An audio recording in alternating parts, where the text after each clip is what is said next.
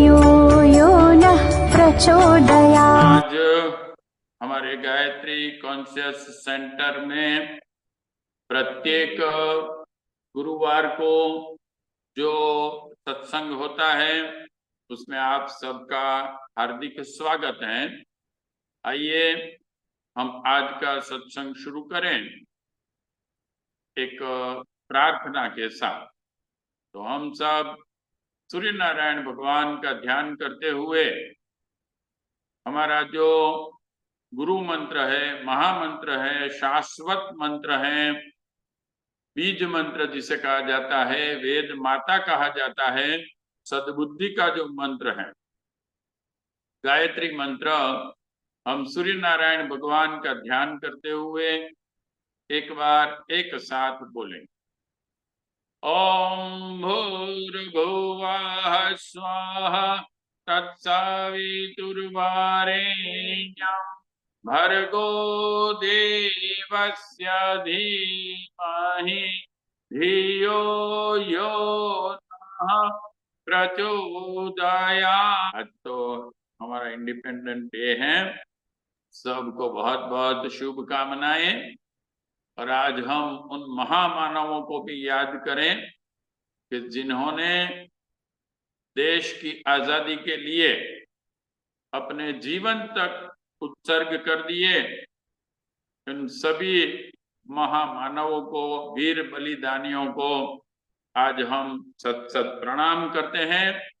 और आज हम उनसे यह भी वादा करेंगे कि हम अपना जीवन भी राष्ट्र की उन्नति के लिए, और भारत राष्ट्र ऐसा है कि जिसकी उन्नति दूसरों का शोषण करते हुए नहीं होती है, लेकिन विश्व कल्याण के लिए, प्राणी मात्र के कल्याण के लिए ये उन्नति होती है।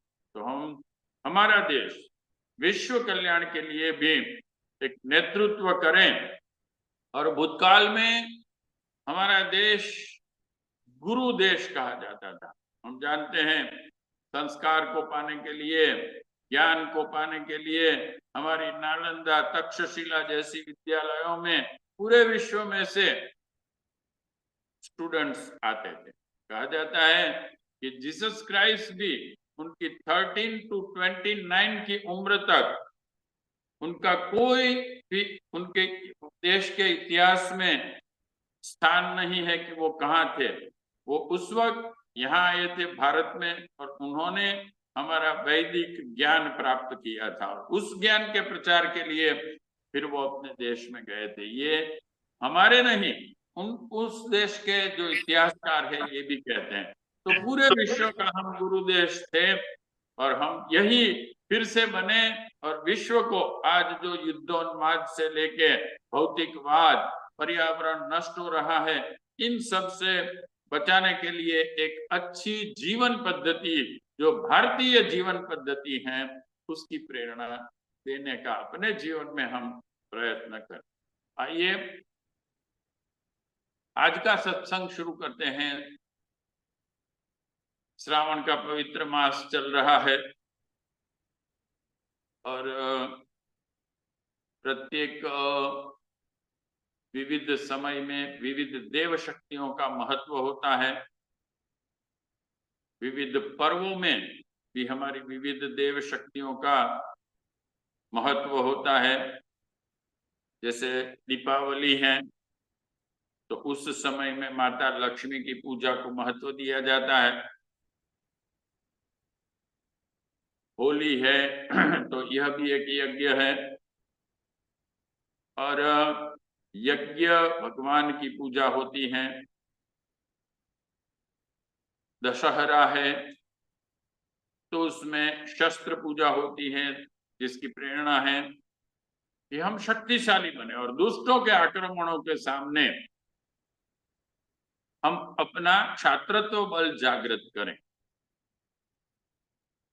और वसंत पंचमी को माता सरस्वती की पूजा होती है,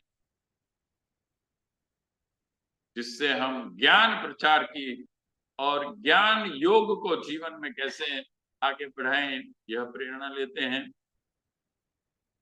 ऐसे ही हम देखते हैं कि इस श्रावण मास में भगवान शिव की हम पूजा करते हैं। तो यह भी समझना आवश्यक है कि भगवान शिव क्या, हमारी देव शक्तियां क्या। जैसे हम अगर माता सरस्वती को ढूंढने निकले तो ऐसी कोई व्यक्ति हमें कहीं दिखाई नहीं देगी। गायत्री माता को ढूंढे अगर हम, गायत्री माता के दो स्वरूप है, एक मुखी पंचमुखी, तो वो भी विश्व में कहीं पर हमें दिखाई नहीं देती हैं, न तो ऐसा कोई व्यक्ति है। ऐसे ही पूरे हिमालय को हम देख लें, ढूंढे, वहां कोई ऐसा व्यक्ति मिलेगा नहीं कि जो गले में सर्प, उसके मस्तक में से गंगा निकलती है, चर्म का उन्होंने वस्त्र बनाया हुआ है, मां पार्वती बैठी है, नंदी बैठे हैं।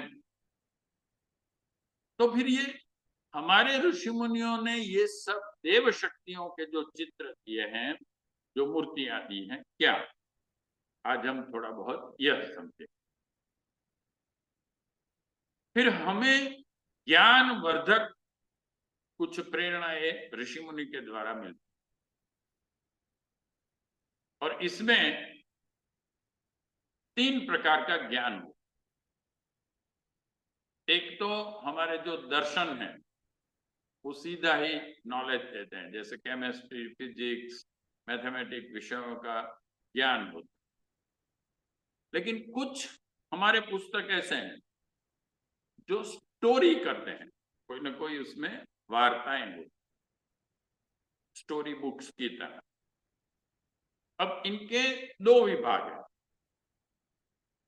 एक महापुरुषों के जीवन चरित्र हो, ये वास्तविकता हो, कोई व्यक्ति वास्तविक में ऐसा जीवन जिए हुए, ये काल्पनिक नहीं है। तो इससे बच्चों को, युवाओं को, किशोरों को, हम सबको यह प्रेरणा मिलती है कि ये महापुरुष जो जीवन जिए हैं, ऐसा जीवन हम भी जी सकते हैं, क्योंकि वो वास्तविक जीवन है, ये कोई कल्पना नहीं। और एक स्टोरियां वो होती हैं जो काल्पनिक होती। बच्चों के लिए हमारी भारतीय संस्कृति में हितोपदेश जैसे पुस्तक हैं कई, कि जिसमें कुछ जो स्टोरी होती है वो काल्पनिक होती है, और स्टोरी में आनंद आता है, व्यक्ति को मजा भी आता है, सुनने में कंसंट्रेट होता है, उसकी क्यूरियोसिटी जागृत होती है।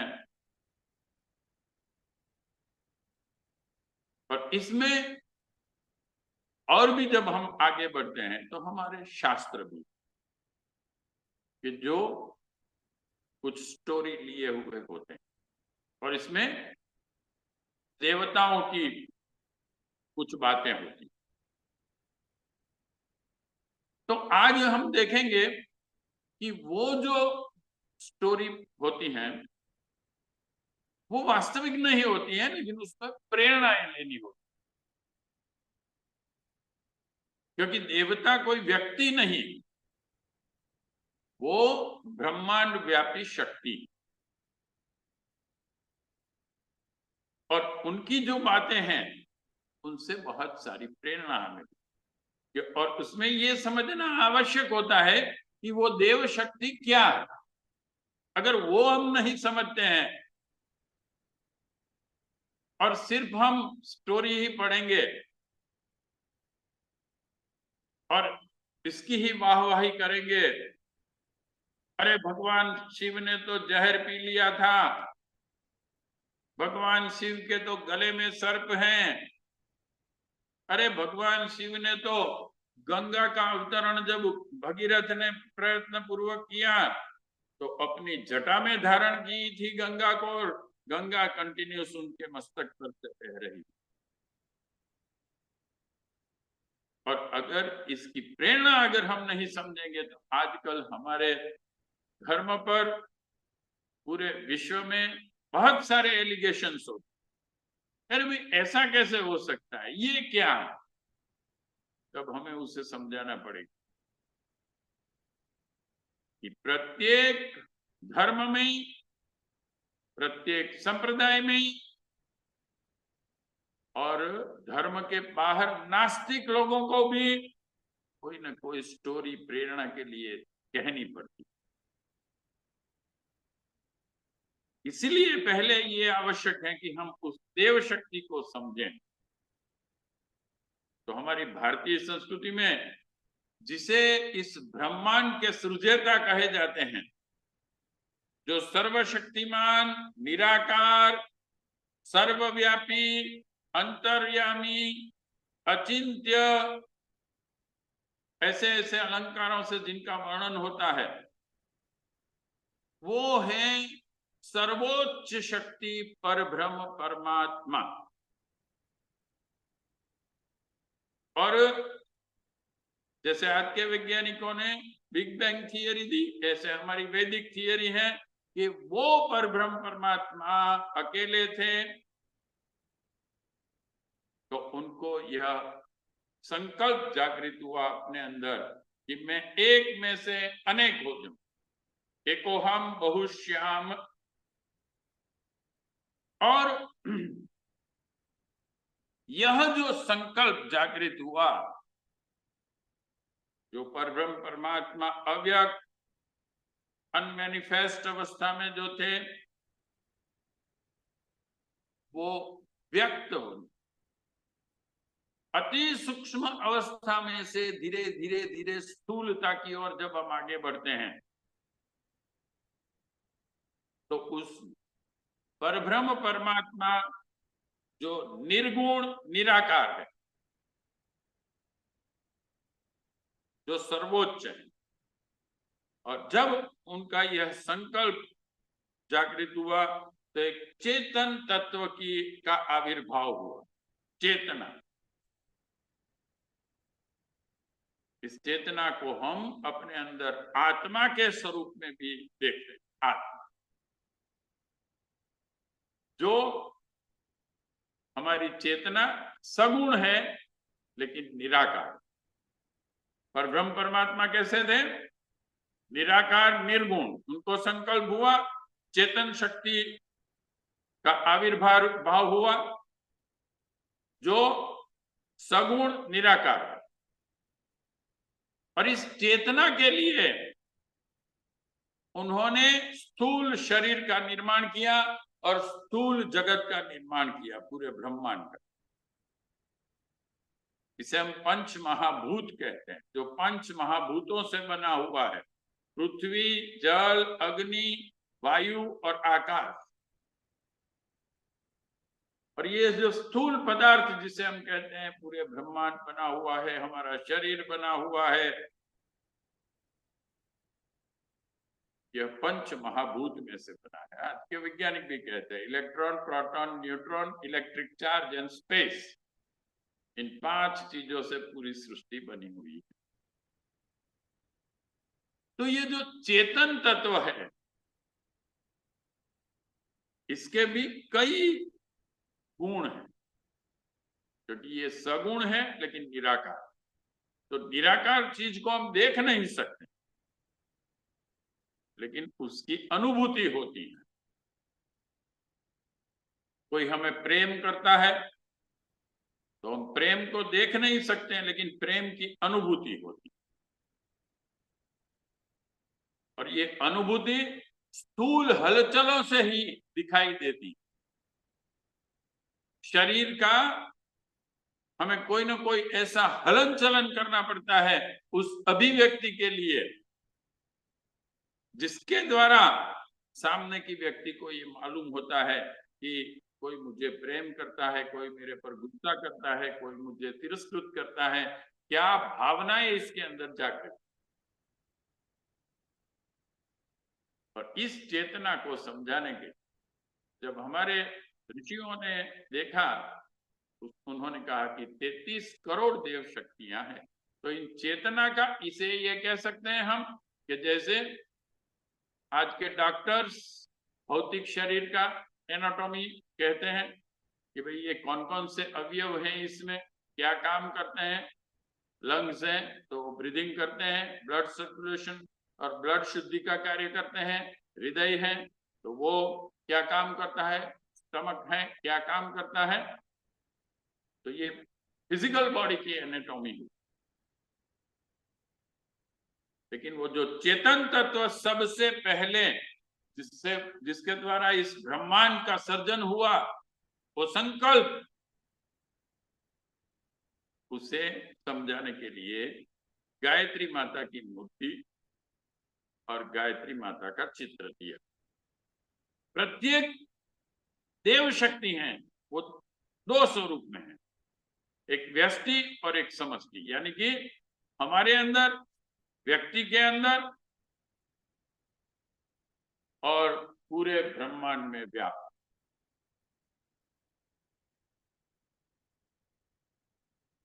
जैसे कि माता सरस्वती, हमारे अंदर भी ज्ञान है और पूरे ब्रह्मांड में भी व्याप्त। तो उस चेतन तत्व को समझाने के लिए गायत्री माता, गायत्री मंत्र का सृजन, और इस गायत्री मंत्र पर तपश्चर्या करके ब्रह्मा ने कोटि कोटि ब्रह्मांडों का सर्जन। अब इस चेतना को डिटेल में समझाने के लिए उसे 3 विभागों में हमारे ऋषि मुनियों ने अलग अलग तरीके से समझाया कि इसका कार्य क्या है और कैसा स्वरूप है इस। यह 3 शक्तियां हैं। एक है क्रिएटिव पावर जो उत्पादन करती है, एक देव शक्ति है पालनहार करती है, और एक देव शक्ति है जो परिवर्तन करती है। परिवर्तन की जो शक्ति है उसे रुद्र, शिव कहा गया।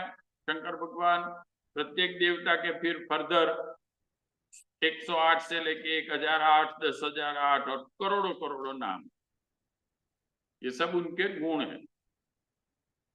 उस देव शक्ति की कैरेक्टरिस्टिक प्रॉपर्टी क्या है। जैसे विष्णु भगवान है पालनहार शक्ति, ब्रह्मा सृजनात्मक शक्ति, ब्रह्मा के 4 मुख हैं।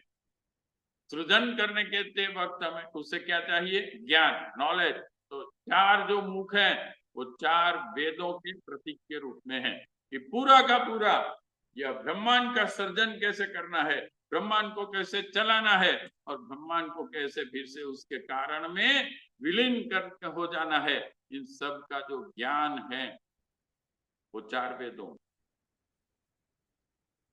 इसलिए ब्रह्मा उत्पादन शक्ति, इसे ज्ञान, तो माता सरस्वती को उसके साथ है। प्रत्येक देव शक्ति आप देखेंगे स्त्री और पुरुष 2 स्वरूप में है। और आज का विज्ञान भी कहता है कि शक्ति का 2 स्वरूप है, डायनेमिक एंड पोटेंशियल। जिसे पुरुष स्वरूप में दिखाया है वो पोटेंशियल एनर्जी है, और जो डायनेमिक एनर्जी है वो नारी के स्वरूप, माता के।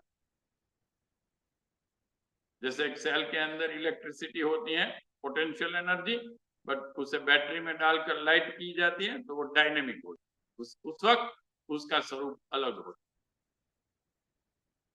सिर्फ एक गायत्री माता ही है कि जिसके साथ कोई पुरुष देवता दिखाई नहीं दिए। क्यों? क्योंकि वो उस परब्रह्म परमात्मा की व्यक्त स्वरूपा है। महाप्रकृति जिसे कहते हैं, चेतना, कि जिस परब्रह्म परमात्मा का कोई मूर्ति या तो कुछ हम बना नहीं सकते हैं, वो अचिंत्य है, अनमैनिफेस्ट अवस्था में है, वो सर्वशक्तिमान है, अनंत है, अनंत। इसलिए आप देखेंगे कि उस परब्रह्म परमात्मा की कोई मूर्ति, वेदों ने भी कहा है कि परब्रह्म परमात्मा की मूर्ति नहीं हो। लेकिन जो देव शक्तियां हैं, जो सूक्ष्म में से धीरे धीरे धीरे स्थूल की ओर ये सब निर्माण होने के लिए जा रही है। उन देव शक्तियों को हम समझ, क्योंकि ये सगुण है। तो उस गायत्री माता चेतना उसके 3 पार्ट में समझाए। वैसे वो अलग नहीं है, वो चेतन तत्व एक ही है, एक साथ कार्यरत हैं, लेकिन समझने के लिए इसके 3 पार्ट। पर इन 3 शक्ति, जनरेशन, ऑपरेशन, डिस्ट्रिक्शन, गॉड, क्योंकि पूरे विश्व का जो भी ज्ञान है आज हम देखते हैं वो सब भारत से गए। तो आज हम उस भगवान शिव की शक्ति के बारे में समझेंगे। श्रावण मास में उस भगवान शिव की पूजा होती। क्यों श्रावण मास में शिवरात्रि में इसी का महत्व इतना दिया जाता? क्योंकि यह परिवर्तन की शक्ति। भगवान राम ने भी रावण के साथ युद्ध के पहले शिव पूजा की। असुरता का नाश और देवत्व का स्थापन, ये परिवर्तन जो करना है, प्रत्येक अवतार को ये परिवर्तन करना। रावण जैसे चरित्र विहीन को हटाना है, विभीषण को एस्टेब्लिश करना, चरित्रवान शासन बना। तो हम हमारे शास्त्रों में भी देखते हैं कि यह जो स्टोरियां होती हैं, कहानियां होती हैं, उसमें काल्पनिक और प्रेरणाप्रद कहानियां भी होती। इसमें से हमें कुछ समझना है, इसमें कुछ विज्ञान छिपा हुआ है। अगर हम इसे समझते नहीं हैं, जैसे रामायण में एक वर्णन आता है जिस श्लोक का अर्थ होता है कि इस त्रिवेणी संगम में जो स्नान करता है वो कौवा कोयल बन जाता है, बगुआ हंस हो। अरे वाह, कोई त्रिवेणी संगम, हा, वहां स्नान करने वाला कौवा कोयल हो जाता है। बस यही हम करते रहे, यही दोहराते रहे, इसका कोई अर्थ नहीं। हो सकता है विश्व हमारी हंसी उड़ाए, ये क्या गप्पेबाजी लगा के रखी है भारतीय धर्म। और ऐसे कोई नदी में स्नान करने से कौवा कोयल हो जाता है? इसीलिए ये आवश्यक है कि इसके पीछे की प्रेरणाएं हमें समझनी। जैसे बच्चों को स्टोरी कही जाती है तो उसमें प्रेरणा हो कि भाई एक कौवा था, उसकी चोंच में एक अच्छी पूरी थी, तो एक वो फॉक्स उसको देख रहा था कि इससे मैं कैसे पूरी अपने पास ले लूं। तो उसने उसकी प्रशंसा करनी शुरू कर दी। अरे कौवा भाई, तुम तो बड़ा अच्छा गीत गाते हो, ऐसे मैंने सुना है, मुझे गीत सुनाइए। वो कौवा का करके बोलने गया, प्रशंसा से वो फूल गया, पूरी उसकी चोंच में से नीचे पड़ गई, फॉक्स वो लेके भाग।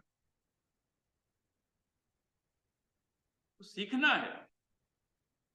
कोई भी कह सकता है अरे ऐसा तो कोई पशु पक्षी बोलते हैं। आज देखिए कार्टून सभी हमारे बच्चों को यही दिखाए, पशु पक्षी बोलते हैं, ये करते हैं, लेकिन इसमें कोई अच्छी प्रेरणा नहीं। ये स्टोरियां जो आज की बनाई जाती हैं वो नशे जैसी बच्चों के लिए, जबकि हमारी भारतीय संस्कृति में बच्चे से लेके युवाओं के तक और वृद्ध जनों के लिए जो जो स्टोरी है, इसमें कुछ न कुछ प्रेरणा है।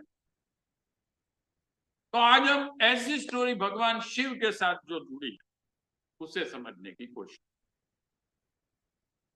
एक स्टोरी है, परम पूज्य गुरुदेव ने भगवान शिव के बारे में बहुत ही बढ़िया पुस्तक, ये हमें पढ़ना चाहिए प्रत्येक शिव भक्त को, कि भगवान शिव का स्वरूप क्या है। इसके पीछे की प्रेरणा क्या है हम नहीं समझेंगे तो आज के वैज्ञानिक तो ये समझने ही लगे हैं। सन लेबोरेटरी करके एक बहुत बड़ी लेबोरेटरी है जिनीवा में, एटॉमिक रिएक्शन पर और एटॉमिक एनर्जी पर ये संशोधन करती है। उसने अपने एंट्रेंस में भगवान शिव की नटराज की मूर्ति रखी है और ये मूर्ति क्या समझाती है ये उसका चीफ साइंटिस्ट का 1 घंटे का लेक्चर है यूट्यूब।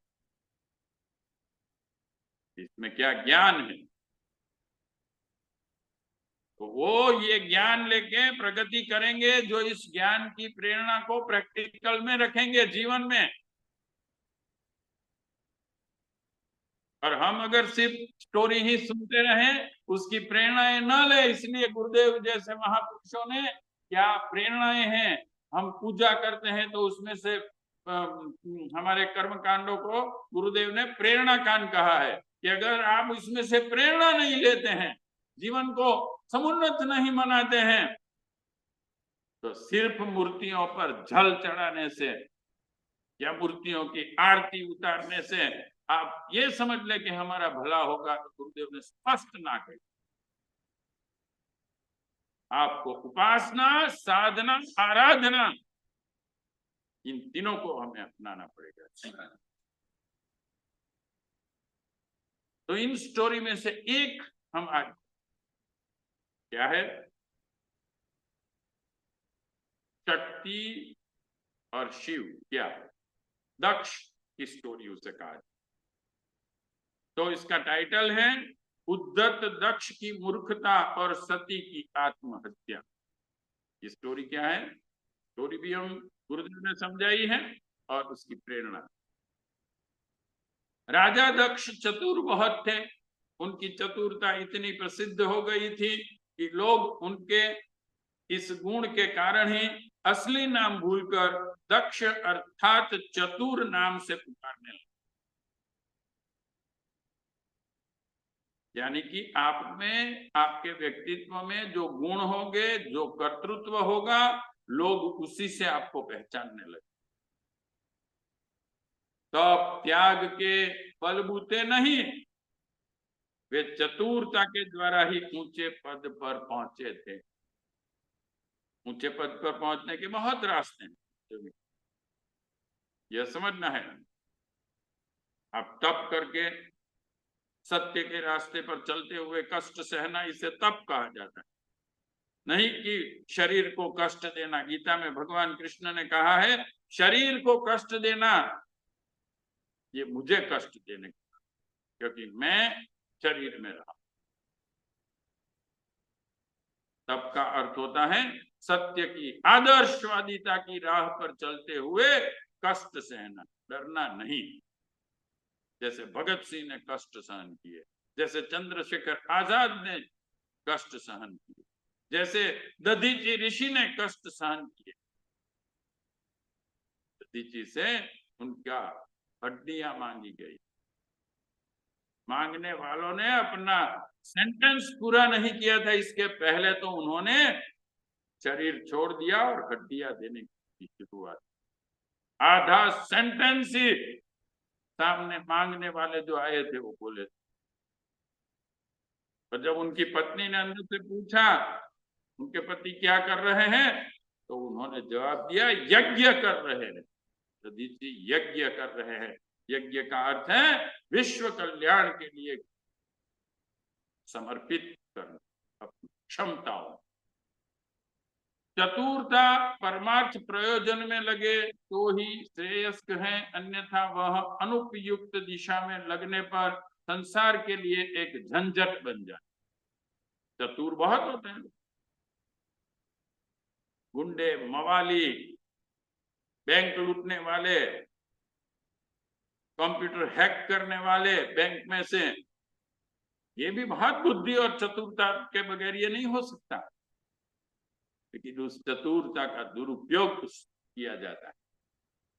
इससे कुकर्मी चतुरों की तुलना में भले भोले मूर्खों को मुक्त कंठ से सहारा जाता है। अगर कोई चतुर नहीं है, भले ही मूर्ख हैं, लेकिन वो अपना जीवन में बुरे कार्य नहीं करता है, अहंकार नहीं करता है, किसी का नुकसान नहीं करता है, वो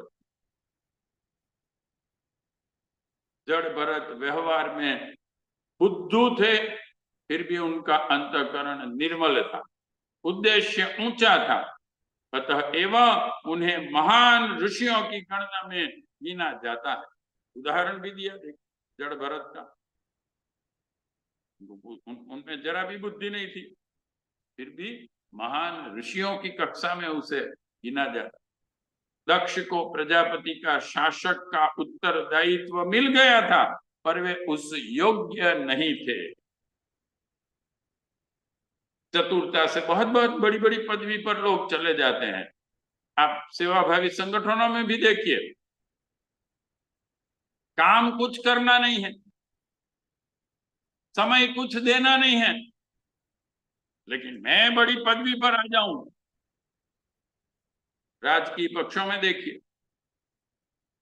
सत्ता लेने के लिए बहुत इधर उधर करते हैं और इस चतुरता से कई बार आ भी जाते हैं बड़े पोस्टों पर। कर क्या सकते हैं? कुछ नहीं। तो उसकी योग्यता न होते हुए भी वो राजा के पद पर आ गया। दक्ष ने एक यज्ञानुष्ठान किया, उसमें उनकी पुत्री सती बिना बुलाए भी आई और उन्होंने पिता को वह करने के लिए, उस मार्ग पर चलने के लिए कहा जो उनके लिए शोभनीय था। सच्ची बात कहनी चाहिए, क्या समझना है इसमें? कोई भी गलत रास्ते पर जा रहा है, उसे जागृत करना अच्छे व्यक्ति का फर्ज है।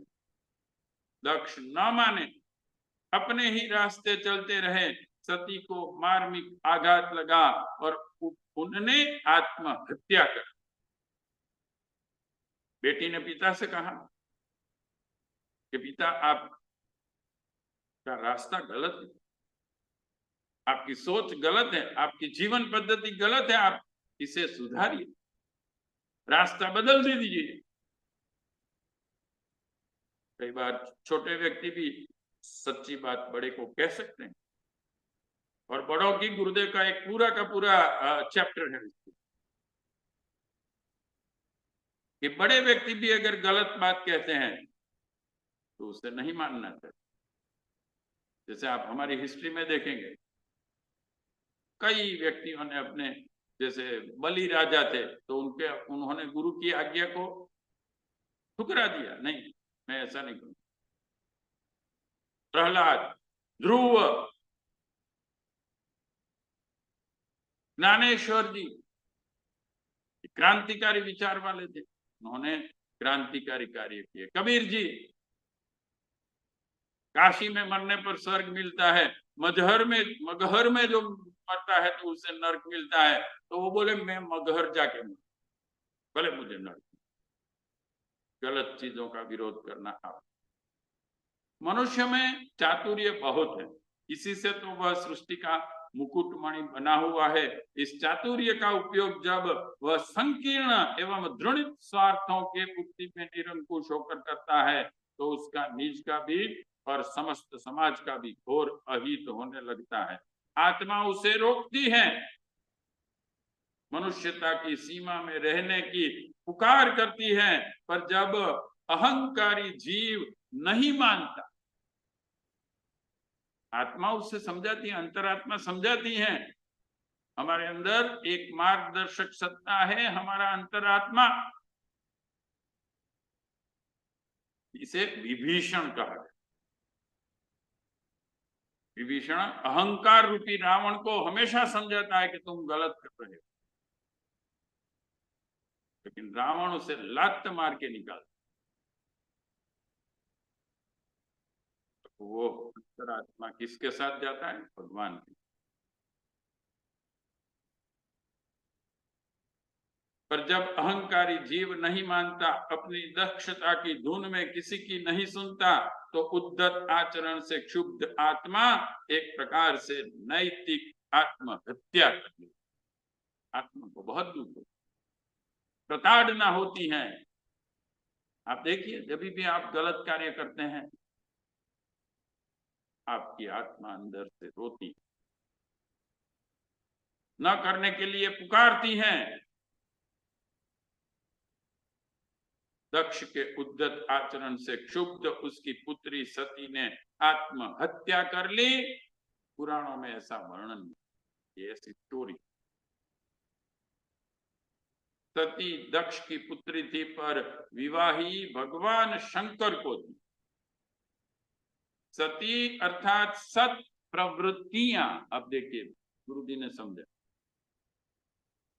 यह जो स्टोरी हम सुनते हैं उसमें प्रत्येक पात्र क्या है और उसकी बिहेवियर क्या है, क्यों है, उसकी प्रेरणा क्या है, ये समझना।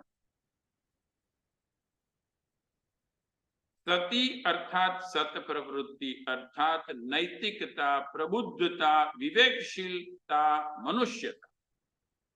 कल्याण करता भगवान शंकर उसे प्राण प्रिय रखते थे, उसी के साथ उनका आनंद जुड़ा हुआ था। पत्नी थी ना, पति का आनंद पत्नी के साथ जुड़ा हुआ।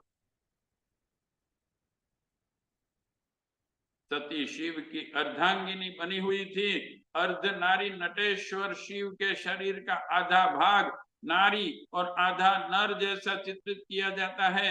इसका अर्थ है कि सती यानी कि सत प्रवृत्ति उनके अस्तित्व में इतनी अधिक घुली हुई है कि दोनों की सत्ता और महत्ता एक ही मानी और समझी जा सकती। भगवान शिव और सत प्रवृत्ति ये जुड़े हुए पति पत्नी की। अब कोई पत्नी को कष्ट देगा तो पति कैसे सहन कर? अगर सत प्रवृत्ति आप नहीं करते हैं जीवन में और भगवान शिव पर जल चलाते रहे, भगवान शिव पर फूल चढ़ाते रहे, भगवान शिव कैसे आनंदित हो? तत्प्रवृत्तिमय जीवन बनाना है हम, यह प्रेरणा हम। सत्य है वही शिव है, जो सत्प्रवृत्ति है वही भगवती, सत्य ही नारायण है। मनुष्यता को भगवान का प्रिय प्रत्यक्ष रूप कहा जाए तो यह उचित ही है। सती और शिव का जोड़ा ऐसा ही था। भगवान शिव को जब यह पता चला कि दक्ष की उद्दतता इस सीमा तक बढ़ गई है कि उनकी प्राण प्रिय सती को आत्महत्या करनी पड़ी है, तो उनके क्षोभ का पारा भार नहीं। देखिए, सत प्रवृत्ति अगर आत्महत्या कर ले आपने जीवन में, तो भगवान शिव का आनंदित होना तो बाजू में रखिए, वो क्रोधित हो जाते। ये सत प्रवृत्ति कहां चली गई? आलसी बन गए हैं लोग। सत प्रवृत्ति यानी कि विश्व कल्याण के लिए जो करना है, ज्ञान प्रचार के लिए जो करना है, धर्म कार्य के लिए जो करना है, व्यक्तित्व निर्माण के लिए जो करना है, वो हमें कुछ करना नहीं। हमें इन स्टोरियों सुननी है। हम सत्यनारायण की कथा सुनेंगे, पुण्य मिलेगा। हम भागवत की कथा सुनेंगे, पुण्य मिलेगा, हमारा कल्याण हो जाएगा। इसकी प्रेरणा नहीं लेंगे हम जीवन में, प्रेरणा लेनी आवश्यक है, सत्प्रवृत्ति आवश्यक। वे सती के बिना रह नहीं सकते थे। भगवान शिव सत्प्रवृत्तियों के सिवा रह नहीं सकते। सत्प्रवृत्ति को, मनुष्यता को जिस चतुरता, दक्षता के कारण आत्महत्या करने को विवश होना पड़े, उसके प्रति समर्थ शंकर को कुपित होना ही चाहिए। शिव जी ने अपने प्रतिनिधि स्वरूप में वीरभद्र को काली, भैरव, नंदी आदि गणों के साथ दक्ष की माया नगरी ध्वंस करने का आदेश दिया। वहां पहुंचते पहुंचते उन गणों ने दक्ष और उसके स्वार्थी पक्षपातियों को कचूमर निकालकर महाविनाश का दृश्य उपस्थित कर दिया। दक्ष की नगरी वीरभद्र ने तोड़ फोड़ कर रख दी। भैरव ने प्रजापति के समर्थक सहयोगियों की बड़ी मिट्टी खराब कर दी। नंदी ने शासन श्रृंखला के सूत्रों को तोड़ फोड़ कर फेंक दिया। दक्ष की चतुरता धूल में मिल गई। ऐसे चतुर व्यक्ति बहुत है, धन कमाने के लिए बहुत चतुरता करते रहते हैं और फिर मरते वक्त उसी धन को छोड़कर तो जाते हैं, लेकिन पश्चाताप करते हुए जाते हैं कि हमने जीवन बर्बाद। और जिन लोगों ने सत प्रवृत्ति की है अपने जीवन में, चाहे वो गरीब क्यों न रहे, आप जाइए गुजरात में, जलाराम बापा वीरपुर में रहते हैं, में उनका जो कार्य चलता है, जलाराम बापा अपने जीवन में पहले अपने द्वार पर आए साधु संतों को भोजन कराते थे, बाद में आखिर में पति पत्नी। आज भी उनके उस वीरपुर के मंदिर और आश्रम में कभी अन्न की कमी नहीं, सत्प्रवृत्ति चलती है। उसकी चीर संचित कमाई देखते देखते चूर्ण चूर्ण हो गई। बहुत कमाया था, जैसे रावण की सोने की लंका नष्ट हो। शंकर ने दक्ष को उसकी कुमार्गगामिता का पद छद्म वेश हटाकर वस्तु स्थिति का प्रकटीकरण करने की दृष्टि से इतना दंड देना आवश्यक समझा कि उसका मानवीय सिर काटकर बकरे का चिपका दिया। मानवीय सिर काटता, ये काल्पनिक स्टोरी होती।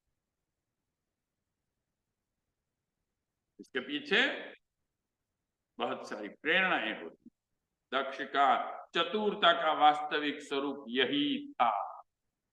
वह हर घड़ी मैं बखानता था, बकरा जैसे मैं करता। मैं अमीर हूं, मैं रईस हूं, मैं बुद्धिशाली हूं। कार्य कुछ नहीं। बड़ा हुआ तो क्या हुआ, जैसे पेड़ खजूर, पंथी को साया नहीं, फल लागत अति दूर। बहुत ऊंचा होता है वो जो खजूर का वृक्ष जिसे बोलते हैं,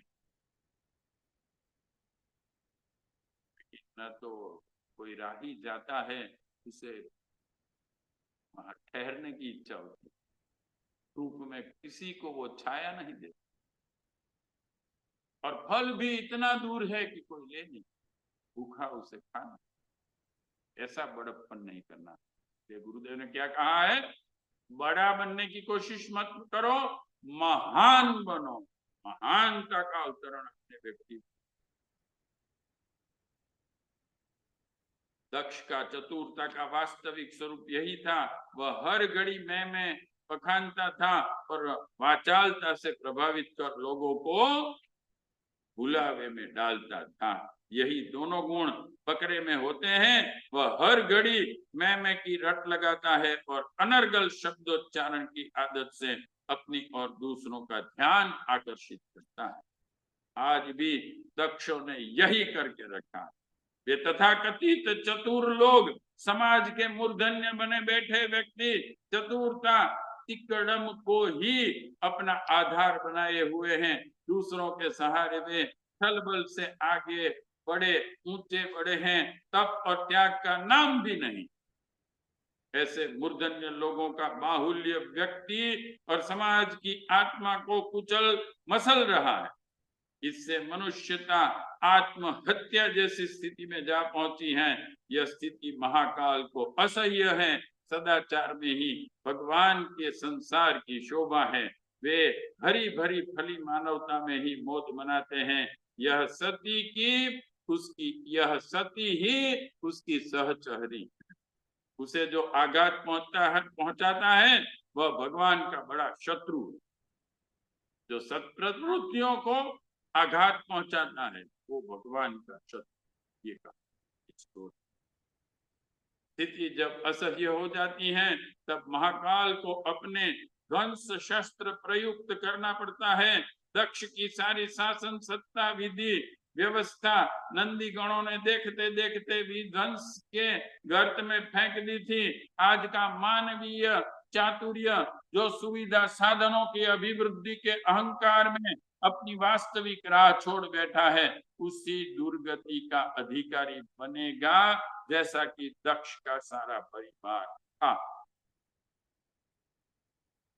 मृत सती की लाश को कंधों पर रखकर रुद्र उन्मत्तों की तरह विचरण करने लगे। उनके शोक का पारा भार नहीं। तत्प्रवृत्ति का ध्वंस होना भगवान शिव को किस परिस्थिति में ले, ऐसा विकराल और रुद्र रूप देख दशों दिशाएं कांप उठी। सती ने तत्प्रवृत्ति के न रहने की स्थिति उन्हें असह्य, आपे से बाहर होकर वे हुंकार भरते लगे। उनके सांस प्रश्वास से अग्नि की भयानक लपटें निकलने लगी। उन चासों पवन आंधी तूफान बनकर स्थिति को प्रलय में बदलने का आयोजन करने लगे। देवता कांपे, स्थिति विषम हो गई। विचार हुआ, सृष्टि के पालक और पोषक विष्णु आगे आए। उन्होंने चक्र सुदर्शन से सती के मृतक शरीर को 11 हिस्सों में काट दिया। वे टुकड़े दूर दूर फेंके गए। सती मर तो सकती नहीं, वे अमर हैं। सत्प्रवृत्तियां अमर हैं। 2-4 आसुरिक आघातों से वो कभी रुकती नहीं है, क्योंकि इन सत्प्रवृत्ति पर ही पूरा विश्व और प्राणी मात्र टिके हुए। अगर सब चोर बन जाएं, अगर सब निकम्मे बन जाएं, विश्व चलेगा। आत्महत्या की थी पर उनकी सत्ता नष्ट कैसे होगी? वह 11 टुकड़े जहां भी गिरे वहां एक एक शक्तिपीठ की स्थापना हुई। संसार में 11 शक्तिपीठ प्रसिद्ध हैं। हर जगह एक नई सती उत्पन्न हुई। देखिए, जैसा दुष्टों का है ऐसे देवताओं का भी। एक राक्षस था ना ऐसा, उसने भगवान से ये मांगा था कि कोई भी मुझे मार ना सके, मारे तो मेरा एक बूंद भी जमीन पर गिरेगा तो उसमें से मेरा नया स्वरूप है। तो दुर्गा माता को क्या करना पड़ा था? एक हाथ में पात्र रख के नीचे पात्र रखा और उसको त्रिशूल से मारा ताकि बूंद जमीन पर न गिरे। इसका अर्थ क्या है? पोषण मिलना नहीं चाहिए। दुष्प्रवृत्ति इतनी भी रह जाएगी तो गड़बड़ी होगी। तो आगे हर जगह एक नई सती उत्पन्न हुई। जहां सत्प्रवृत्तियां जाती हैं वहां नई सत्प्रवृत्तियां और बढ़ती। और इसलिए एक बार एक स्टोरी है, गुरु नानक एक गांव में गए तो वहां के लोग सभी बहुत बुरे थे। उनको उन्होंने आदेश दिए, आशीर्वाद दिए, बसे रहो बेटा, सब बसे रहो। और एक फिर दूसरे गांव में गए तो सब लोग अच्छे थे, सत्प्रवृत्तियां करते थे, तो उनको श्राप दिया कि उजड़ जाओ। तो शिष्य ने कहा कि गुरुजी आपने तो वो बुरे आदमियों को कहा बसे रहो और इन अच्छे आदमियों को कहा कि उजड़ जाओ। गुरु नानक जी ने कहा बेटा, अच्छा आदमी जहां एक भी जाएगा सब बिखर जाए। वो जहां जहां जाएंगे वहां सत्प्रवृत्ति करेंगे, अच्छा ही बढ़े। लेकिन उसे हमें भेजना नहीं है, वो एक जगह पे ठीक है, नहीं तो वो बुरा ही फैलाएंगे। हर जगह एक नई सती उत्पन्न हुई।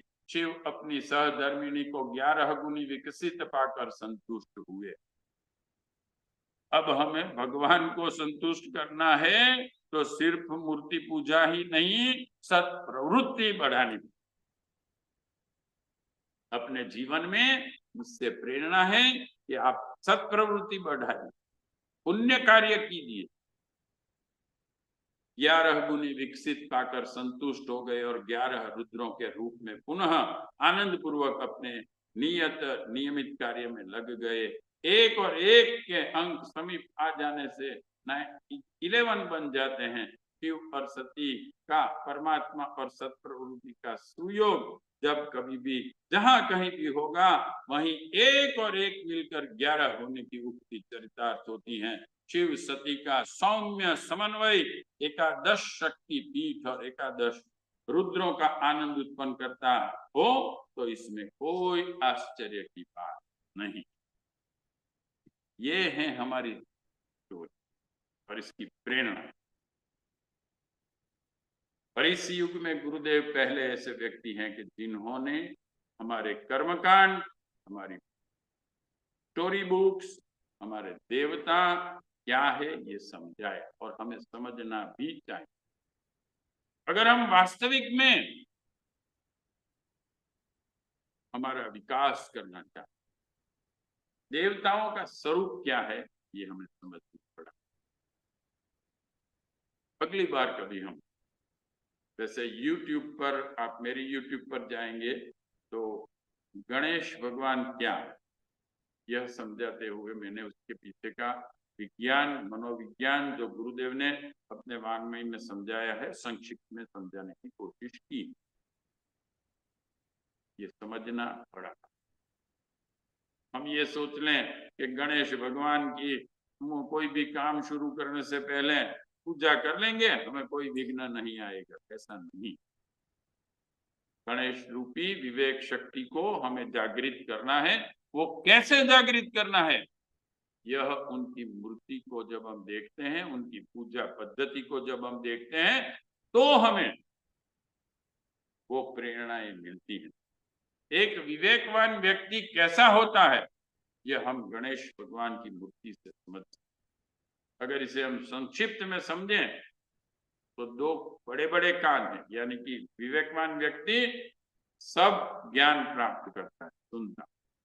छोटी आंखें हैं, इन ऑब्जर्वेशन, अपने और अपने आसपास की परिस्थितियों का सही ऑब्जर्वेशन। बड़ी नाक है, नाक का अर्थ होता है अच्छे कार्य से आपको लोग सम्मान देते हैं। बुरा कार्य करते हैं तो कहते हैं ना नाक कट गया है। तो ये गणेश भगवान का बहुत ही लंबा है। विवेकवान व्यक्ति अच्छे कार्य करता है। बड़ा पेट है, बहुत कुछ ऐसी चीजें समाज में हैं जिसे पचानी मुश्किल है और पेट में रखनी पड़ती हैं। सबको कह देंगे आप तो मुश्किलें पैदा होगी। फिर गणेश भगवान के हाथों में एक में अंकुश है, तो अपने आप पर कंट्रोल रखिए, संयम। गुरुदेव ने 4 संयम दिए हैं, धन संयम, विचार संयम, इंद्रिय संयम, समय संयम। ये अंकुश, अपने आप पर कंट्रोल रखना है, दूसरे को मारना नहीं है। दीक्षा जब लेते हैं हम हरिद्वार आश्रम में तो दंड भी दिया जाता है। यहाँ देखते हैं ना गुरुदेव के पास एक दंड पड़ा, तो वो दिया जाता है दीक्षा में। तो उस वक्त कहा जाता है कि दंड अपने साथी कार्यकर्ताओं पर नहीं चलाना है। मैं तो अब हरिद्वार से दंड लेके आया हूं ना, ऐसा नहीं करने गए, मैं कहता हूं वैसे ही करोगे, डंडा मारूंगा। हमें अपने पर चल, अंकुश अपने पर अंकुश रखना। एक आशीर्वाद का, सबका कल्याण चाहो। एक हाथ में लड्डू है, विवेकवान व्यक्ति सात्विक आहार करता है। एक हाथ में पाश है। पाश क्या होता है? शिकार को पकड़ने के लिए होता है। फेंकता है शिकारी, उसके गले में आ जाता है और उससे पकड़कर वो खींच लेता। ये पाश क्या है? आपको भी एक पाश रखना है। वो पाश है प्रेम का। आप वो प्रेम दीजिए सबको कि आपके साथ लोग जुड़ते जाएं। आज गुरुदेव और माता जी ने वो प्रेम दिया विश्व के सभी प्राणी मात्र को कि आज 12 करोड़ से ज्यादा व्यक्ति उसके साथ जुड़े ही नहीं हैं। उनकी आज्ञा पर त्याग बलिदान करते हैं। उन्होंने कहा था 24 शक्तिपीठें बनानी है, 24,000 बनकर खड़ी हो। तो ये गणेश के एक हाथ में पाश, एक हाथ में है कमल, निर्लेपता। जिस दुनिया में आप रहते हैं उसमें अच्छाई भी है, बुराई भी। कहीं आपको सम्मान मिलेगा, कहीं आपका अपमान भी होगा। समाज सेवियों के लिए ये बहुत जागृत रहने की चीज है। न तो आप सम्मान से अहंकारी हो जाइए, आनंद आनंद हो गया, अरे वाह मेरे तो बहुत सम्मान हुआ, लोग मेरे पैर में पड़ते हैं, और कहीं अपमान हो गया, रात की नींद हराम हो गई। तटस्थ, स्थित प्रज्ञता, निर्लेप, कमल। जनेऊ पहनी है गणपति जी को, और जब हम गणेश पूजा करते हैं तो जनेऊ चढ़ाई जाती है, लेकिन हम जनेऊ नहीं पहनेंगे। राम पहनते थे वो तो पहने, कृष्ण पहनते थे वो पहने, हनुमान जी तो हम हनुमान चालीसा गाते रहते हैं, कांधे मूंज जनोई शोभे, हम नहीं पहनेंगे। इसलिए गुरुदेव ने कहा शिखा और शस्त्र का स्थापन। गणेश भगवान का वाहन क्या है? गणेश भगवान का वाहन है चूहा। ये क्या है? It is a symbol of mind. मन पर आपका कंट्रोल होना चाहिए। मन अगर आपने ऐसे ही छोड़ दिया तो वो काट खाएगा, काम की चीजों को काट खाएगा। तो वाहन, विवेकवान व्यक्ति का अपने मन पर कंट्रोल होना चाहिए। वाहन पर जो बैठा है वो उसे चलाता है जहां कहते। तो यह सब प्रेरणा हमारी स्टोरी की है। हमें चाहिए हमारे बच्चों को, हमें इन सब स्टोरी को सुनानी चाहिए। आजकल जो ये कार्टून पिक्चर्स और वीडियो गेम्स बनाई जाती हैं, ये ड्रग्स की तरह होती हैं, ताकि बच्चे उसे छोड़े नहीं, वो पैसे कमाते जाएं। वो बच्चों के लिए वीडियो गेम्स बनाने वाले हमारे बच्चों को प्रेम नहीं करते हैं, वो हमारे बच्चों को मार्केट समझते हैं, कैसे इनसे पैसा कमाया। हमारे बच्चों को प्रेम करते थे हमारे ऋषि, और हमारे देश के बाहर भी ऐसे ऋषि हुए हैं। एक ईसप नाम का हो गया व्यक्ति जो गुलाम था, लेकिन उसने बच्चों के लिए जो स्टोरियां लिखी हैं वो भी एक बहुत बढ़िया महामानव था। ईसप की स्टोरी। तो हमने आज यह देखा कि हमारी भारतीय संस्कृति की स्टोरी हमें क्या क्या और हमें क्या क्या प्रेरणा देती। इसके साथ हमारा समय होने जा रहा है। आज के सत्संग को हम विराम देते हैं। ओम तत्सत।